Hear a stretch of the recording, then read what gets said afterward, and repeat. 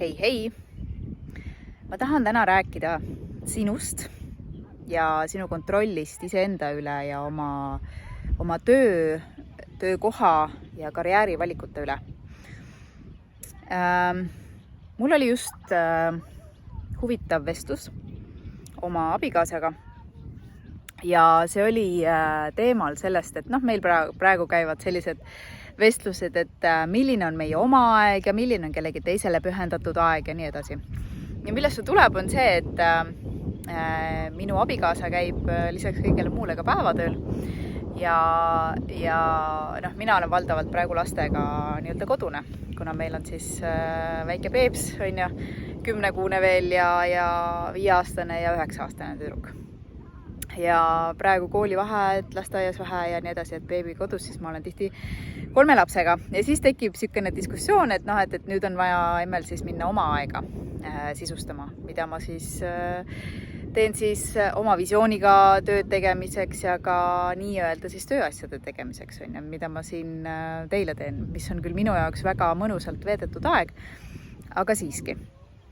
Ja siis tekib küsimus, et kas see on nüüd minu oma aeg või see on umbes tööaeg või on see kellegi teise aeg või nii edasi. Minu mõttemaailmas on asjad väga lihtsad selles mõttes, et kõik, mis puudutab kodu ja perekonda, see on meie aeg nii-öelda meie perekonnale. Ja perekond, ma olen ka öelnud, et kui on, mis puudutab mehe-naise suhet, siis perekond ja kodu on mehe ja naise ühine looming. Ehk siis see on see meie nii-öelda vastutusala, mille eest me mõlemad võrdselt vastutame. Ja? Kui ei ole ma mõtlen ajalist panust või siis ka rahalist panust, kui ei ole kokku lepitud teisiti. Aga nüüd, kui on kokku lepitud, võibki olla niimoodi, et mina olen naine, me lepime kokku, et mina olen siis lastega kodune ja hoolitsen kogu selle kodumajandusest ja mees siis umbes on see, kes toob raha sisse ja kõik muu on tal nii-öelda siis, et tema vastutusala on see, et me hästi elaksime, või leib oleks laual, kuidas kellelgi. Aga mina sellega nõus ei ole ja ma olen siuke iseseisev naine ja ma tahan ka ise ennast teostada, eks. Ja siis oligi siin vestlus umbes, et emmel on nüüd vaja oma aega, ehk siis mina tahan oma asju tegema minna, see on minu aeg, Ja siis ta ütleb, millal minu aeg on? Siis ma ütlesin, aga kallis, hommikul kella 8:30 alates kuni sinnamaani, kuni koju jõuad, Ja siis, aga see ei ole minu aeg, see on aeg minu tööandjale. Nii, vot, siin tulebki see, Aga kes otsustas, et ta annab oma aja tööandjale? Tema ise. Minu silmis on see väga lihtne. See kõik, mis on nii-öelda väljaspool meie kodu, meie perekonda, see on sinu enda otsustada, mida sa selle ajaga peale hakkad. Ja ma võin olla siin väga selline nõudlik või otsekohane või karm mõne silmis.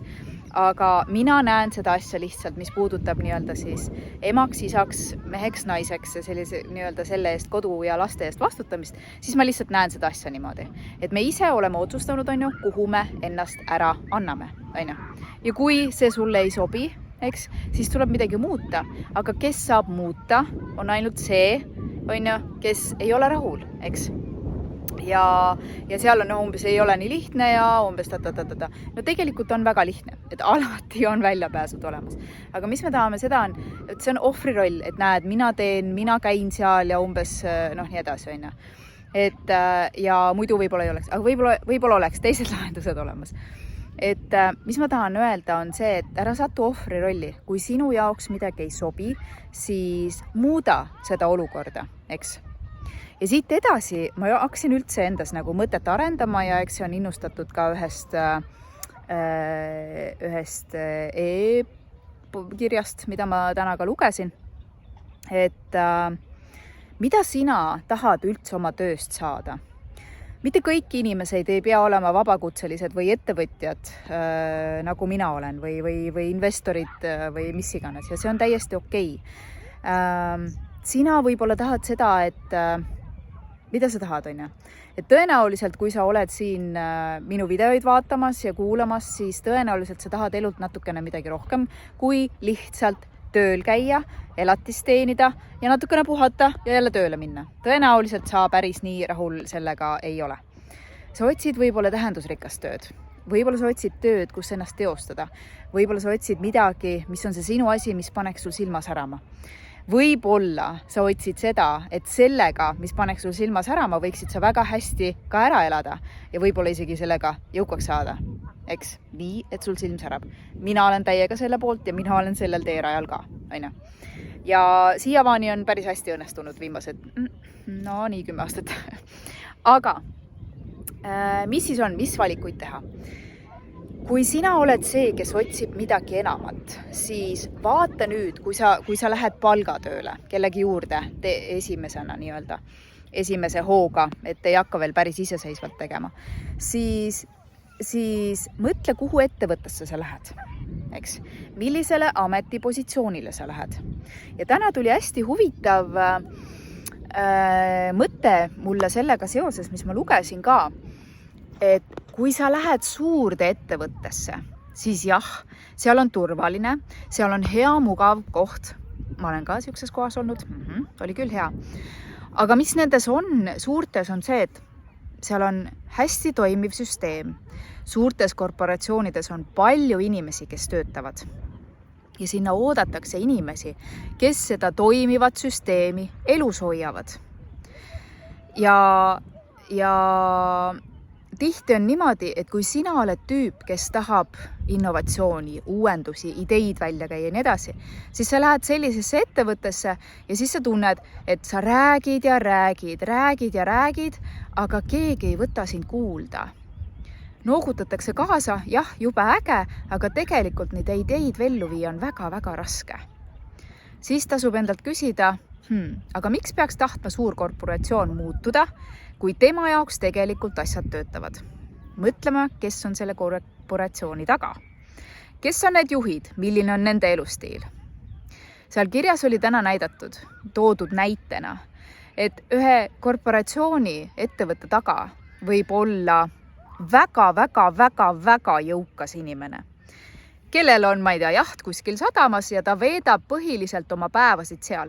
Ja ütleme, et tema iga päev, need, ma ei tea, 1000 töötajat või kui palju töötajaid, toovad talle iga päev, ma ei tea, 75 või tähendab, 500 000 eurot päevas toovad talle üksinda sisse. Ma ei räägi korporatsioonist, ma räägin talle, sellele inimesele. 500 000 eurot päevas.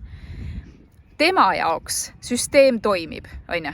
Miks ta peaks tahtma seda süsteemi muuta, mis toob talle seda mugavat elustiili ja toob talle nii palju raha iga päev sisse?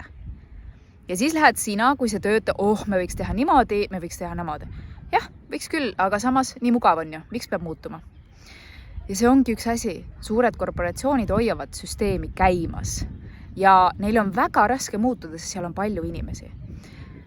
Nüüd, kui sina oled inimene, kes tahab ideid teostada läbi sellise teise ettevõtte, olles palgatööl, võib-olla sa veel ei julge võtta seda riski, et iseseisvalt teha. Ja võib-olla sa ei tahagi võtta seda riski, mis on täiesti okei. Siis võib-olla tasuks sul minna tööle väiksemasse ettevõttesse, kellel on lihtsam muutuda, kes on kiire reageerima ja kelle omanikud või mille omanikud on näljased. Nad tahavad, et tooks tulemusi ja nad on valmis riskima, nad on valmis võtma ette võib-olla või aitama sul viia ellu sinu kõige ägedamaid, riskantsemaid ja innovaatilisemaid ideid. Mõtle, mida sina tahad. Palun ära kingi oma aega, kui me tuleme algusesse tagasi. See on sinu aeg. Muuda see tähendusrikkaks.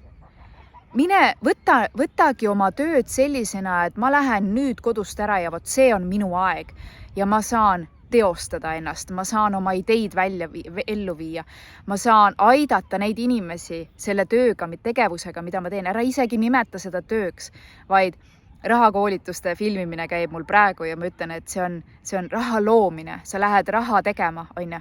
Aga mis siis, kui läbi selle ettevõtte, kus sa töötad, saad sa aidata neid inimesi, keda sina tahad aidata ja sa saad läbi selle veel raha luua, on ju. Et mõtle natukene teistmoodi, kui traditsiooniliselt on meile õpetatud mõtlema.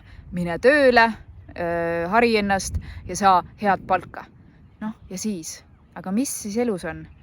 meil oleb tähendusrikkus, meil oleb see, et me saame ennast teostada, et me saame ise ka areneda, on ju, et me saame aidata neid ja selle koha pealt maailma, kus me siis tahame aidata, on ju. Ja vaata, kas suured, väga suured ja võib-olla prestiižikad ja võib-olla isegi palk ei pruugi seal nii hea olla, aga kas need ettevõtted aitavad sinu unistusi päriselt ellu viia või on seal oma ideid raskem ellu viia? Mõtle nende asjade peale ja päriselt ka, see on sinu aeg. See ettevõte vajab sind, mitte sina ei vaja teda. Ta on sinu klient, see ettevõte, kuhu sa ka tööle lähed, on ju? Ja täida oma aega sellega, mis annab sulle tähendusrikkust ja paneb sind proovile ja kus sa tunned ennast hästi ja täisväärtuslikuna. Ma soovin sulle mõnusat suve jätku ja me kohtume ikkagi järgmine nädal ka. Tšau!